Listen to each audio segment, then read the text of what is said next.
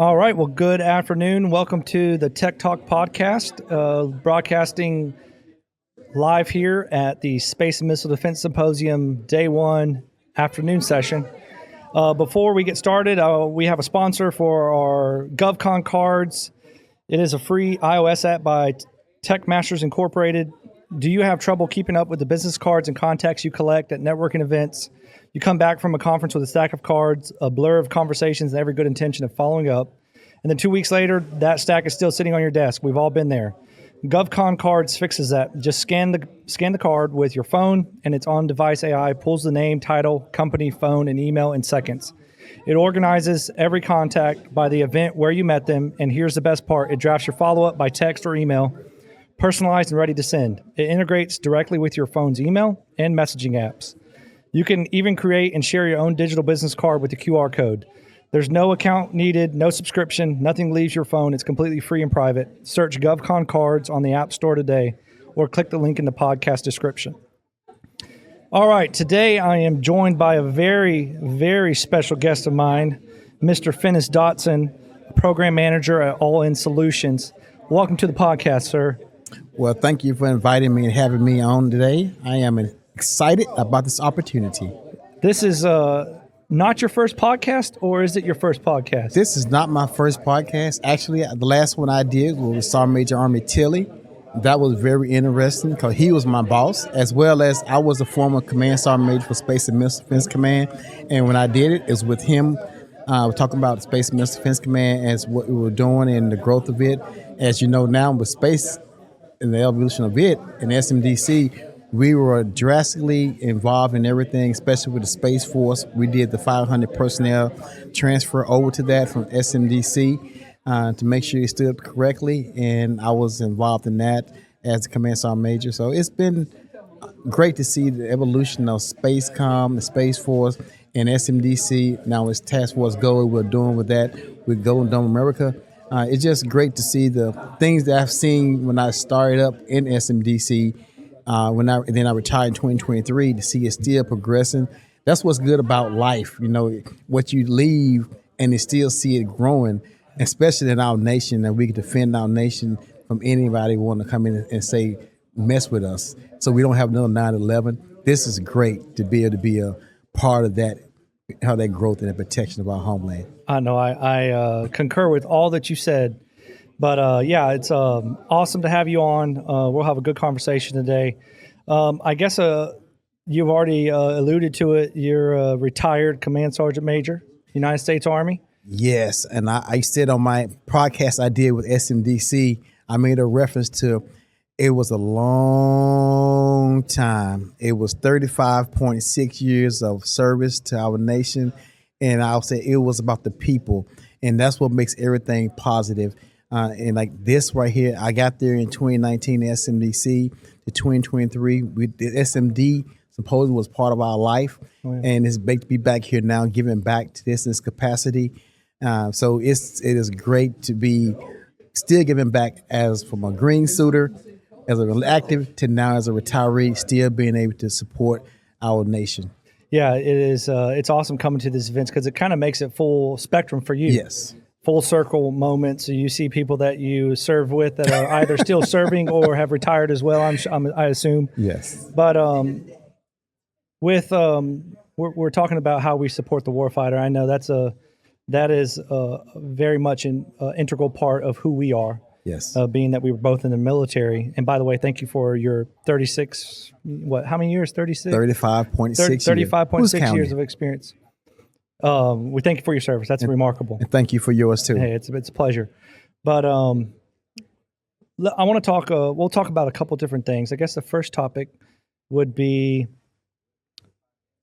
where have you seen over the last several years? I know you left in 23, but could we talk about, maybe you talk about how the avenues of attack have changed, the spectrum has changed over the last 5 to 6 years, how the threat is no longer the threat that we used to have.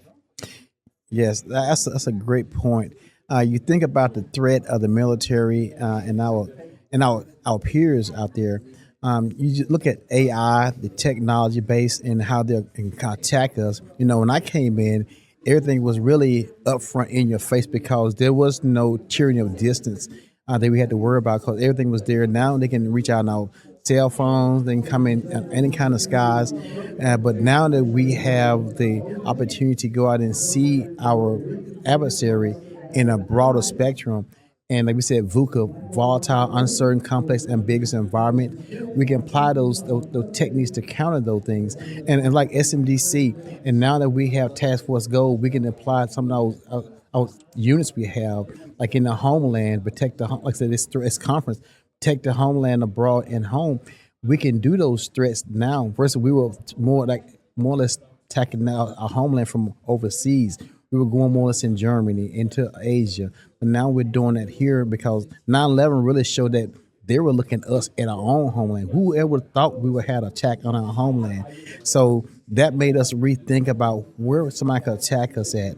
And for me, that really made me open my eyes because we always thought we were safe at home. And it's kind of like with SMDC out up in Fort Greely, at our National Guard, the 100th. We always said 300 million. They're always on the watch, protecting us every day, every night. We don't know. A lot of people don't know what that mission, but they are protecting us while we're asleep. And that's another way I look at it. They're always there protecting us, even though you don't know it. In ICBM, they're there watching. Then you have those Patriot units out there. They're always on standby. You have the Avengers. You have the National Capital Region. They're always watching. They're somewhere looking 24/7. Those are American sons and daughters on the watch.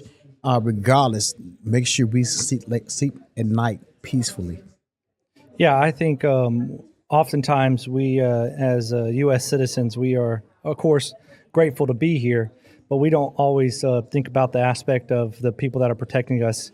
We're always concerned about the guys overseas, right? But there's a lot of people stateside that are watching us, and that being said, there are threats to us. Like society is not oblivious to it anymore. And I think the second topic we'll get into kind of Golden Dome and your thoughts on that is, for a while we were comfortable enough knowing that just because of the sheer distance between our near peer threats, exactly, kept us safe, but that is no longer the case. No longer. So with that in mind, of course, as you've been in the military, you've gone through all kinds of administration changes. One administration does it this way, another one does it this way, but at the end of the day, you come back left, right, back and forth, you get in the middle.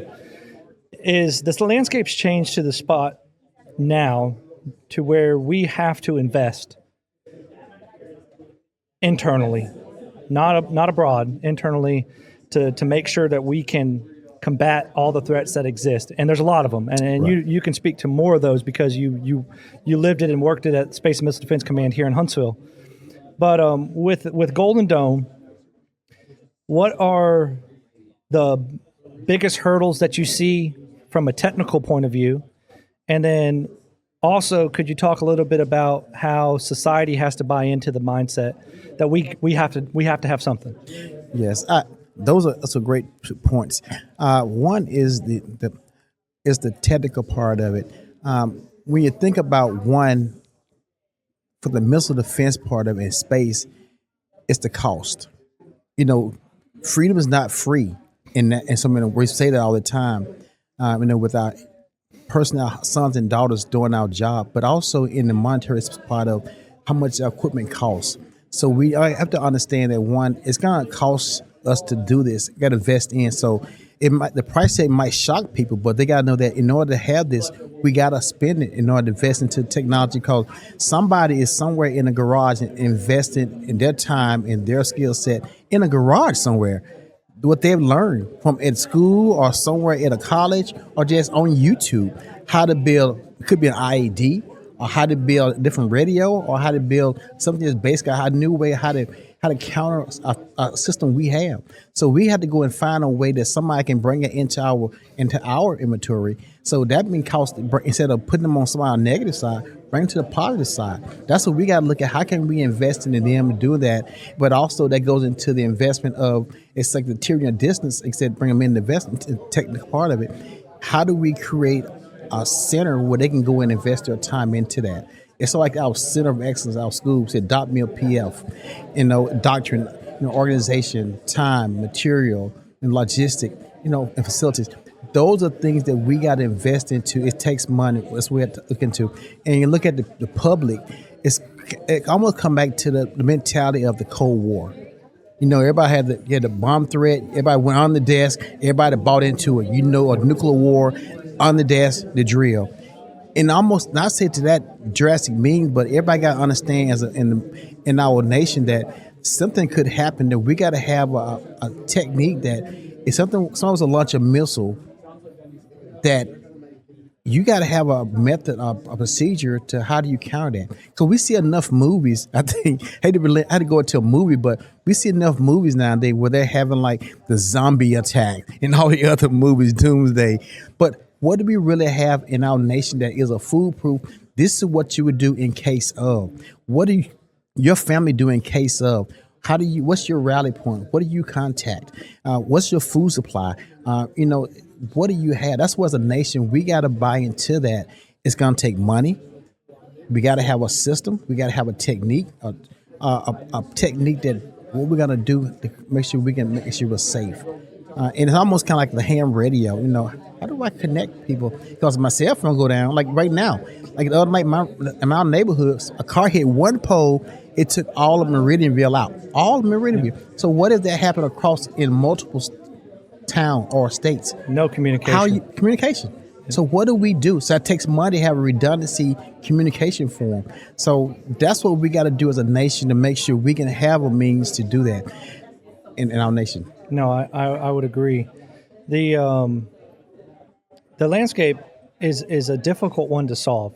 I know that you and General Carbler and the whole team that you guys had around you we've been talking about this for a while. Yes.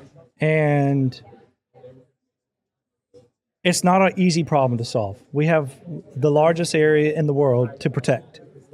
And I think government has finally come up with a plan of the Golden Dome and integrating. I think the biggest aspect is the integrations that have to take place with all of our systems, because you were in the Army for 35 years. We have the capabilities, but nothing talks to each other. Nothing's shared. And that is one thing that we're doing now. Like General Carper used to say, any sensor, any shooter, it's like a remote. You say, how do you integrate one remote with all systems, all type of radio, the phone, the VCR, I'm dating myself now, the CD player. How do you have one system that talks? That we're getting better at that now, where everything in interoperability is there. We're getting there, and that's where like now with our services, we're talking together.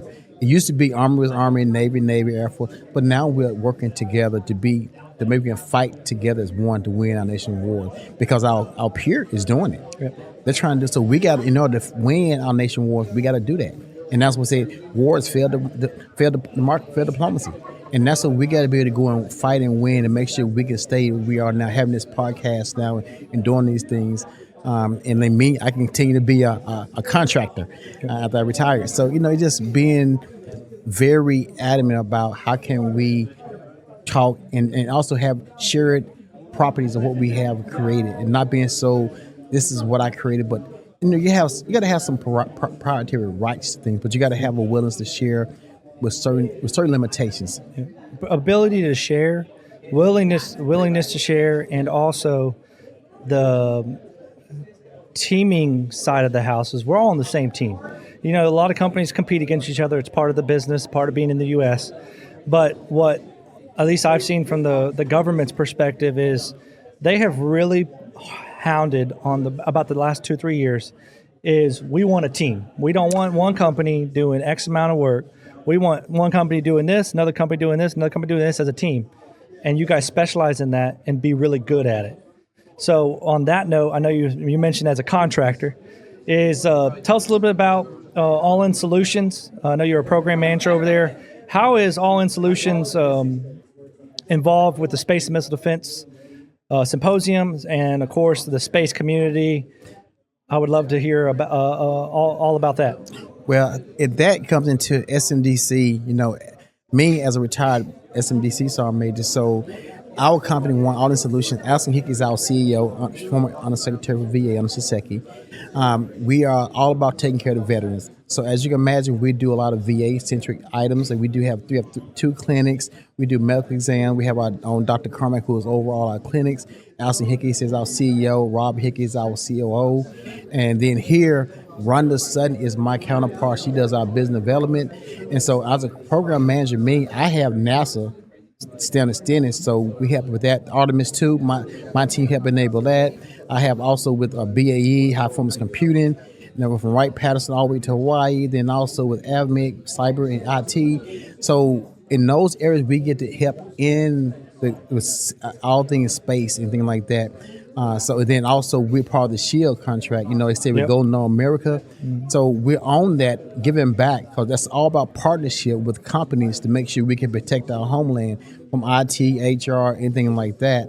But that's where it's about us out. Like our CEO said, we're about changing the VA personnel, their resumes, how they were done in the military, helping out our veterans. And that's why I say it's all about the people. And that's why I love All In Solutions, because it's like the title says, we're all in. Because we really are all in about what we do. And our company CEO, she talks that and walks it, as well as our COO. And Rhonda Sutton, she is our AUSA East Region President. Yeah, so shout out to Rhonda. Yes. She wanted to get on the podcast, not able to today. Yes. But a phenomenal person. We love her. We'll get her on the podcast another time. And then on that note, I have to congratulate Finis. The other day, he was he was added to the AUSA Huntsville Redstone chapter board, which is a huge accomplishment. Congratulations, by the way. And also, Luke, you also we were standing side by side. You got also inducted to the, you're also added to the AUSA board. So both of us now moving forward AUSA. So it's all about giving back. Yes. And that's why I love with All In Solutions giving back. So me as a program manager, and also my background as a space and missile defense personnel, that's my SME for 35 years. But I think it's just with everything Golden America and then being a contractor, it's the opportunity like this right here. It's opportunity to tell about what I've done and also as a give back. And then like this morning, with hitting all the panel briefs and everything. And then also like tomorrow night is a salute to the warfighter, is to recognize the future of the short bald-headed guys like me that's at my age will be these guys, these individuals coming up, to recognize these are our future. Yeah. Our future us's. And that's where we would need them and all our personnel, our sons and daughters of our nation, our precious resource. What they're going to do, take care of us, make sure we're safe, to make sure we don't have another 9/11. That's what it's all about. And this opportunity here is amazing. And I appreciate what y'all are doing right here to share the story of us. Yeah, I love the idea when we got asked, hey, do you guys want to host a podcast? And of course, Tech Masters very well, and Dr. Yes, Carroll. Yes. And amazing. We always find a way to say yes. It was like the first answer was yes, we'll do it. How we're going to do it, we don't know. Yes. But this is the kind of conversations that are valuable and important. I think one thing that I want you to talk about to our listeners and companies that maybe are not able to be here today or this week, but in the future, can you maybe talk about how important these events are and how relationships can carry you through hard times and, of course, good times, and just share a little bit about the Space and Missile Defense Symposium and how it's grown. Well, for anyone not here, when you come here, you're blown away. Because when I first started coming to these, actually, I took a position in 2019 with General Dickinson to come here to be the Command Sergeant Major. This has been eye-opener. The people you get to meet, you talking about over 9,000 plus personnel that's coming through here, the halls, and people you get to meet, network, and build relationships with, and the companies you get to partner with is unbelievable. And it's all in one building. I mean, you get to walk, you're talking to people through the hallway, and also you have takeaways. You have great briefings to get you caught up on things that are going on in our nation, in our military, and other people in the companies. So you would not be disappointed in what you will hear. Anything that gravitates to your domain, your specialty, you will find it, your niche. You will not be disappointed. And also in the same breath, no matter the cost is relatively low. You can get your own booth here. And then me, I am Jennifer Micah. He's been leading this for years. I am happy to say that with SMD Symposium, the next one is already out for next year. I think it's already posted on the web. Or you can just go and register and come on out. We look forward to seeing you, because I will be on part helping out the committee next year as well. But SMD is hands down a valuable asset, and people are already clamoring away to get on the backup list to sign up to get a spot on the floor. Yep. I mean, we have hundreds of people already vying, trying to get on. Yep. And they're trying to jockey for this one right here. So if you want to come, get your name in the hat now. Reach out to Henrietta and Tom and Mike Tomarill, Bob English. Yeah, and they can get you on, but you got to hurry and get it done. But we look forward to seeing you next year in this same time frame. But this is hands down an amazing event that you will not be disappointed on. The networking alone, and the dinners, the lunches, and the tech phase. Everything here is amazing. And then on top of that, you get to come here to Huntsville. It is amazing. I think one of the cool spots in the U.S. There's so much history here. It's growing, and by next year it'll be some more places to go to. The food is amazing. The people, I mean, you can't beat it. It's so good that Finis, once he retired, decided to stay. Like almost all of them that retire here, they end up staying. So that says something about Huntsville. It's no longer the secret, but we always do at the end of the podcast. We always ask like two casual questions, funny questions, etc. The first question is, Abe. Actually, help me, Abe. What's a good question for Finis? 1 second. He's talking in my ear. Let's do. What is your favorite food, and where is the most favorite spot that you travel with in the Army? Most favorite food? Yep. That's difficult, I know. Oh, Lordy. The most favorite. What about Italian, American, Chinese, Indian? I'm a foodie guy, so that's the problem. Sushi? I love it all, except for anchovies. There's not really a food I don't like. You ate everything when you were in the military, right? Exactly. I think the most favorite foods, I hate to pick one because I love it all. What about, actually, I'm not going to do favorite food. What about an MRE? When was the last time you ate an MRE? When was the last time you ate one? I'm curious. About 2 years ago. Actually, during COVID. What's your one that is like you go to that box and you're like, I want that one? My MRE I want is chicken a la king. Oh. That is my favorite. Chicken a la king, followed by beef stew. Beef stew underrated. Beef stew is underrated. Those are my two favorite. Spaghetti is my next one after that. But those are the ones I get. But they've gotten so expensive now. And by the way, when I say MRE, I probably should explain to some of the people. The MRE is actually what active duty military has to eat when there's no fresh food available. It's a bag and it has all this stuff in it. And some of them are kind of terrible and some are actually pretty decent. And it's high calorie. And Abe, what's a question for you, Abe?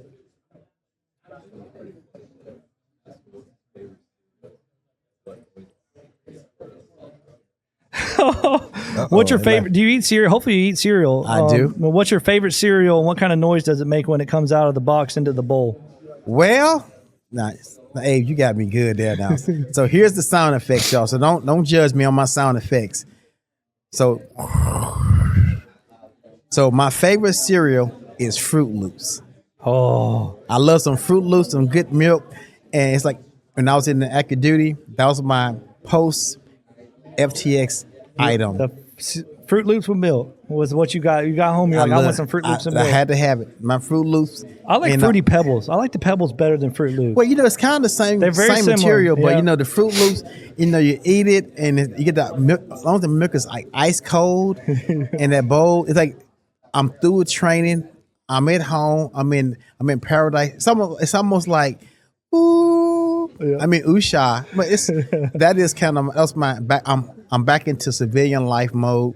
But Fruit Loops is my favorite cereal. All right. Well, you heard it from him. Remember Finis. If you ever see him, give him a hard time about the Fruit Loops. He loves Fruit Loops. But anyways, thank you for joining us. On a serious note, really appreciate you coming on the podcast, sharing your story. We'll be sure to get you on it for another, over at headquarters at Tech Masters. We'll get you on for an hour. There's a lot more we can talk about. Well, I appreciate y'all having me on here. And Harold, I really appreciate y'all, what y'all are doing. And y'all are amazing. Well, I look forward to you, Luke, serving with you on AUSA. It'll be exciting. So both of us being installed on that, and know we are about giving back. And to everybody part of this, appreciate you. And God bless everybody out there, and keep praying for our personnel who's in harm's way as they continue to make sure we're safe. I'm glad we'll close it out. We close it out with that is we remember all the ones that are serving right now. It's overseas over there, and everyone knows where they're at. Yes. But Godspeed to them.